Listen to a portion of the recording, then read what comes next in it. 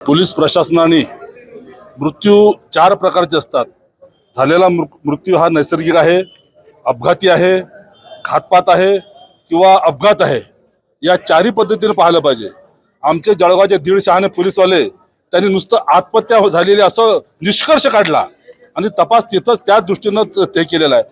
असं पोलिसाचं मी आजपर्यंत त्यांच्या खासगी बोलण्यात ते तुम्हाला सांगतात की आम्ही तपास करताना जरी तुम्हाला काही वाटत असलं आम्ही चारही बाजून तपास करत असतो। इथं तो प्रकार घडलेला नाही। तो दिवसभर ज्या लोकांसोबत होता त्यांचे कोणाचे सीडीआर मोबाईलचे घ्यायला पाहिजे ते घेतलेले नाही आहेत। त्या परिसरामध्ये त्याच्या सोबत कोण कोण होतं, एका धाब्यावर विशिष्ट धाबा नाव काही घेतलंय, त्या धाब्यावर तो अनेक तास होता। त्या धाब्यावर काय काय घडलं त्याची कुठेही नोंद पोलीस तपासामध्ये नाही आहे। त्यांचं कोणाचं बयान घेतलेलं नाही आहे। म्हणजे आत्महत्या डिक्लेअर करून हा प्रकरण दाबण्याचा 100% प्रयत्न पोलीस प्रशासनाने केलेला आहे। ती माऊलीजी म्हणते की माझा स्थानिक पोलिसांवर भरोसा राहिलेला नाही आहे, ते सत्य आहे। आणि याचा खोलात जर जायचं असेल तर आता सीआयडीच्या शिवाय आपल्याला पर्याय नाही आहे। सीआयडीच्या माध्यमातून चौकशी झाली पाहिजे। त्यात मोबाईल सर्वांचे 5-50 लोकांचे मोबाईल जप्त करा, त्याचे संबंध असणारे तो रोज कोणासोबत वावरतो त्याच्या मोबाईलमधून माहीत पडतं आपल्याला।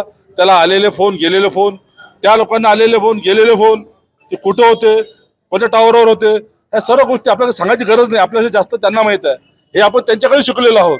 तर तरी ते याचा कुठं वापर करून राहिला आहे, हे फार मोठं दुर्दैव आहे। त्यामुळे स्थानिक पोलीस या बाबतीमध्ये न्याय देतील अशी शक्यता 1% नाही राहिलेली। त्यामुळे यांच्याकडचा तपास काढला पाहिजे आणि तो सीआयडीच्या मार्फतच केला पाहिजे अशी आमची इथं या ठिकाणी विनंती आहे।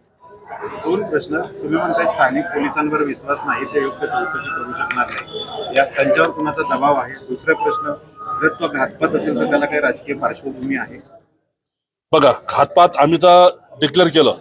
आमची जेव्हा 4 दिवसापूर्वी बैठक झाली, म्हटलं त्याच्या हत्येच्या मागे आपला जवळचा कोणी आपला कार्यकर्ता जरी असला तरी त्याला सोडायचं नाही।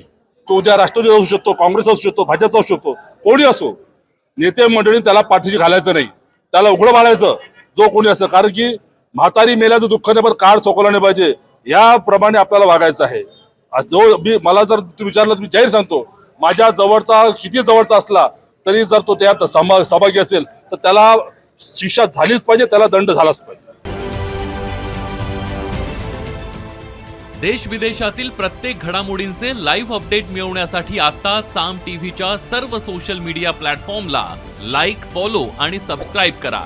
तसंच सर्व नोटिफिकेशनसाठी बेल आयकॉन प्रेस करायला विसरू नका।